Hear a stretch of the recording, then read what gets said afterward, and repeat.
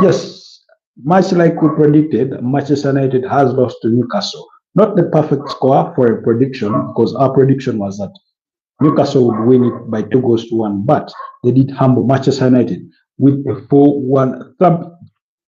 Excuse me. Now, where do we even start? Because United have been humbled in quite spectacular fashion. If uh, if Altay Bayindir or Bayindir, whatever the pronunciation is, was having his audition today, well, he failed terribly so. Because, I mean, what the hell was that on that fourth goal? Because he basically played the ball to a Manchester United player, sorry, to a Newcastle player, and on they went and scored the fourth. In a game, Newcastle where Newcastle scored four, but their best player in Alexander Isak didn't even score. That's how bad a day in office Manchester United had. Unfortunately for Manchester United, they also suffered a potential, possibly a season-ending injury for Joshua Zirkzee, who seemed to have pulled his hamstring and as he tried to go on the break. Now, in spectacular fashion, Newcastle dominated the affairs of the game in the first half.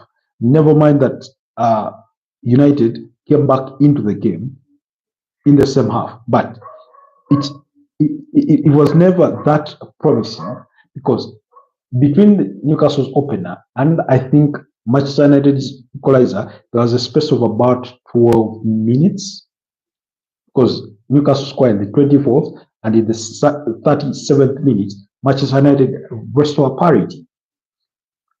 At that point, Newcastle were still dominating affairs.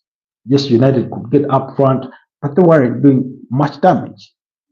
Newcastle on the other side were missing opportunity. He pulled off a couple of saves right there in his locker that could really have made the case for him had it not been what he gifted away for Newcastle for their fourth goal. So another day, another bad day in office for Manchester United, pretty much for me one that I expected, bearing in mind that they had to rest players in preparation for that Thursday game because this particular game had no much, impact, no much standing on where they are in regards to the Premier League table and where they could finish potentially at the end of the season.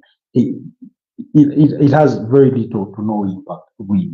So perhaps even they knew that they would go to St. James's Park and get and sort of be played off the park, and that's what really happened. So because the likes of Patrick Dogu started on the bench, Rasmus Højlund on the bench, not that Rasmus Højlund is expected to start anyway, but Mason Mount, Casemiro all on the bench. Andre Onana was rested for what the manager says that sometimes you have to nudge a player into wanting to play again or play better or to disconnect them from the team so that they can sort of take time off and recalibrate. So that kind of thing, whatever the justification was, will buy his media presentation for now. But it didn't look pretty for Nana on Thursday, but neither has it looked pretty here for Manchester United this weekend. Because, I mean, you looked at United and when they scored the equalizer, you sort of felt, oh, maybe they could sort of, bounce back and find themselves, that solid, give you that solid performance where they're not at the top of their game, but at least they're giving it their all. They're fighting for every ball. Of course, Manel Agate was very crucial in the build-up to that equalizer, winning the ball back in the midfield and that kind of thing. So you get the feeling that they wanted to fight back. That's what it communicated at the time. But then they did just capitulate in the second half, conceding 2 early goals through heavy bans and on Newcastle continued to match. So it was Lisandro Tonali who scored the opening goal. Jarif, hi Jarif, thanks for tuning to the broadcast.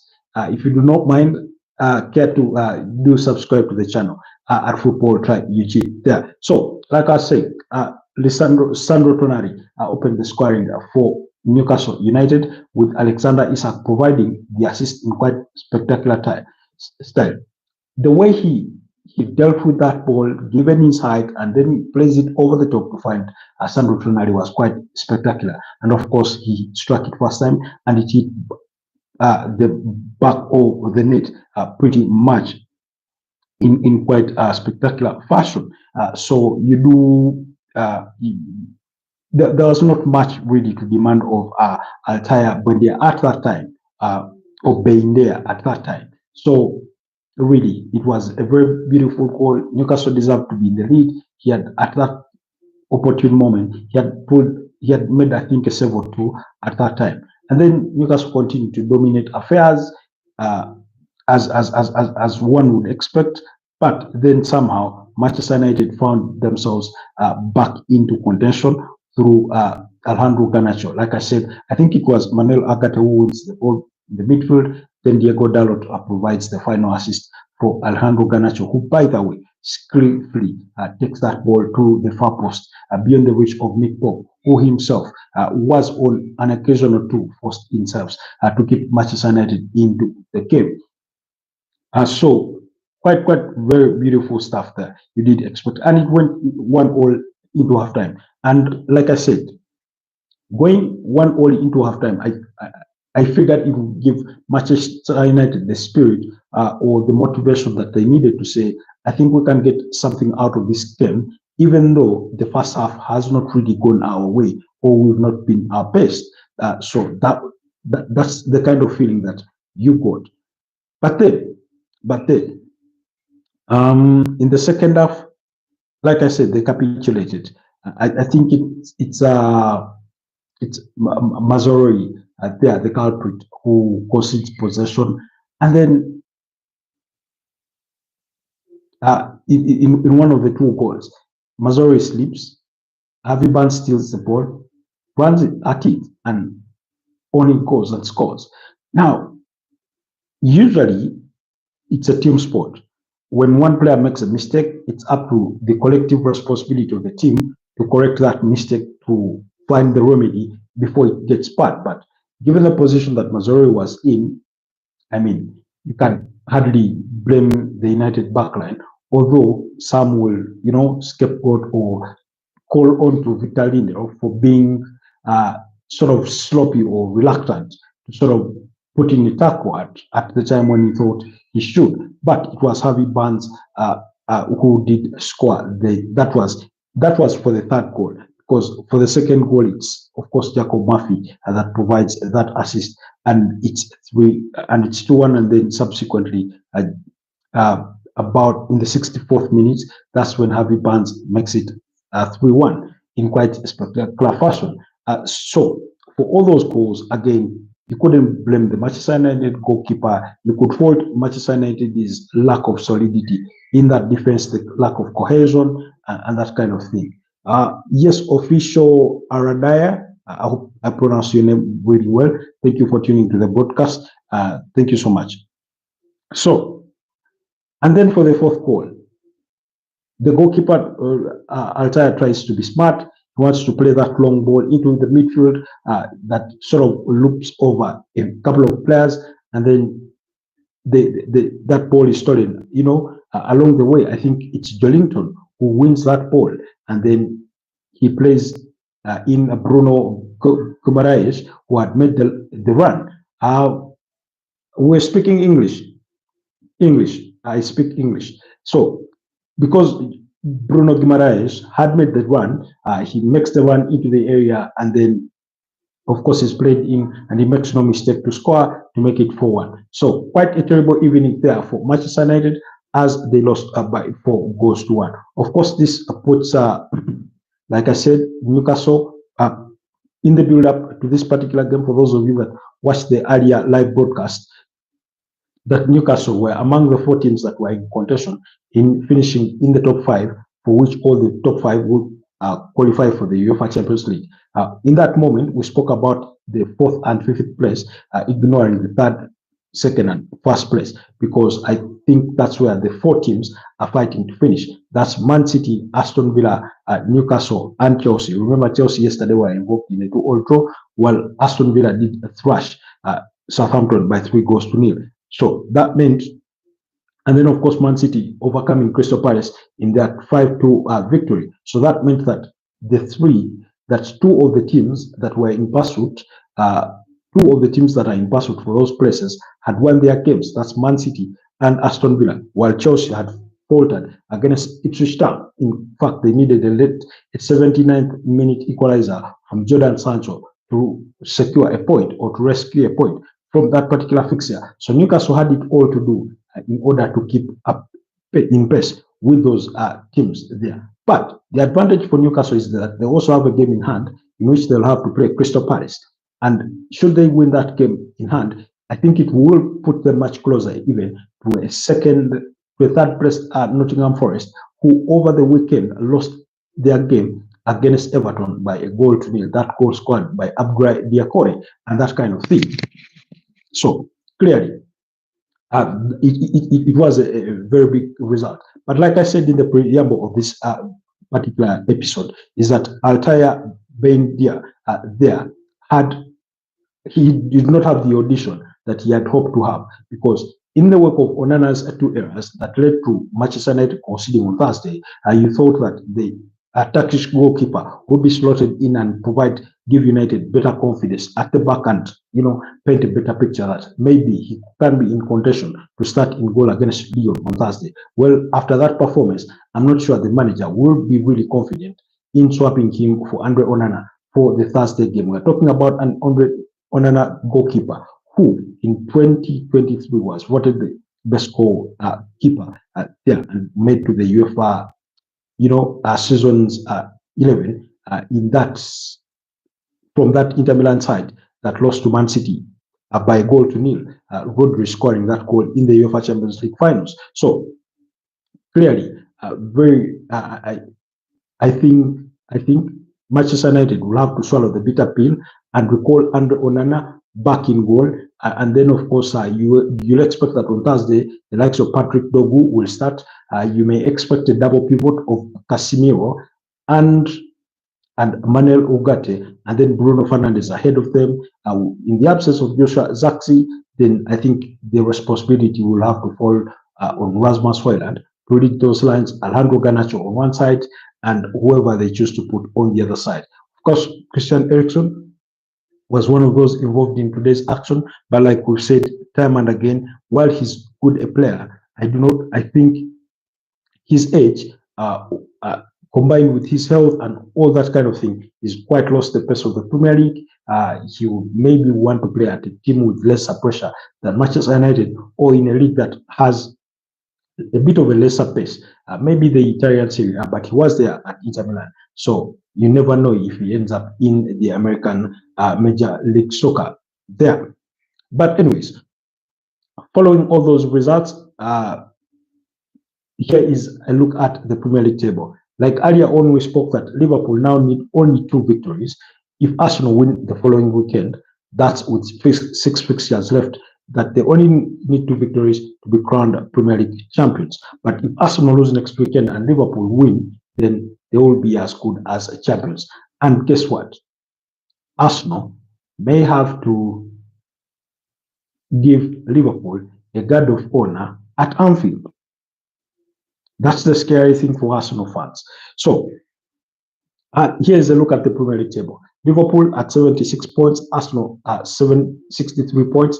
That's 13 points behind the leaders. Nottingham Forest at 57, Newcastle in 4th place with 56 points.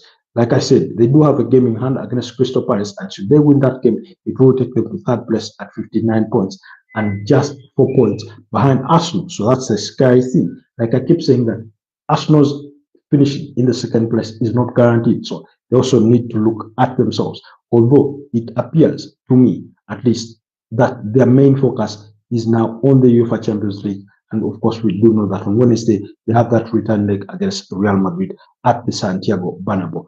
If you want my views about about Real Madrid versus Arsenal at the Santiago Bernabeu, still check out on the channel, on our videos, you will see the 5 reasons why why I think that Arsenal will be scared facing Real Madrid at the Santiago Bernabeu on Wednesday. Speaking of Real Madrid, briefly, allow me to deviate a bit. Real Madrid have just beaten up against, I think, Deportivo Alves by 1-0. That goal scored by Eduardo Camavinga, and that goal scored by Eduardo Camavinga, and yes, but Kylian Mbappe was handed a red card in that one because he had a nasty tackle. I mean, every time you watch that incident by Kylian Mbappe, the more it looks intentional that he went in to harm the player. But despite that first half red card for Kylian Mbappe, Real Madrid were able to overcome Deportivo Alves by 1-0. That goal scored by Eduardo Camavinga, but they had a goal by Raul Asensio cancelled out. And I was looking at Madrid's starting 11, and I realized Vinicius Junior did not start that game. They did welcome back Aurelio Tchouameni. Federico Valverde was able to play in midfield because Fran Garcia started at right back, and then Lucas Vázquez was in, Raul Asensio and Rudiger in that defense. Then Adagula did start this match. Jude Bellingham was rested. He did not start the game. And that kind of thing. So clearly, if you want my views on that Real Madrid versus Arsenal fixture, they are right on the channel. But allow us to proceed back to the table. Like we are saying, Newcastle are fourth, 56 points. Man City are 50th, 55 points. Chelsea are sixth with 54 points. Just a point behind Manchester City, with Aston Villa in 7th place with a similar number of points. In 8th place is Fulham with 48 points.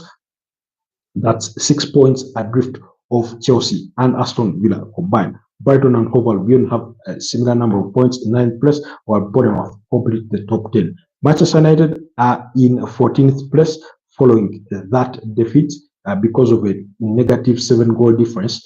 Haki, thank you, Haki, for tuning into the broadcast. Much appreciated. Following that heavy defeat at Newcastle, Manchester United have drifted from 13th place to 14th place with a negative 7-goal difference in comparison to Everton's negative 4. Spurs are 15th and Wolverhampton Wanderers are 6th. Now, excuse me for that allergy. In our earlier broadcast, we're discussing Spurs losing to Wolverhampton Wanderers, and I was telling you why I had expected Wolves to win. But more importantly, it put Wolves within a 2 points difference with Tottenham Hotspurs. Now, Spurs are 15th, Wolves are 16th. Already relegated is Southampton in 20th place with just 10 points, while Leicester City would share the spoils in a 2-2 draw with Brighton and Hove Albion, 18 points in 19th place. Ipswich Town, following that draw against Chelsea, it has 21 points. Like I said at the start of the season, my prediction, my expectation was that Ipswich Town, Leicester City, and Southampton, all the 3 teams, as they had been promoted, would be the teams that will be relegated this season. The dark horse of the season, surprisingly for me, has been Nottingham Forest, who are currently 3rd. They may be able to somehow maybe finish in the top 5 if nothing goes wrong between now and the end of the season. So do let me know what your thoughts were on that Manchester United result as they lost to Newcastle excuse me, by 4 goals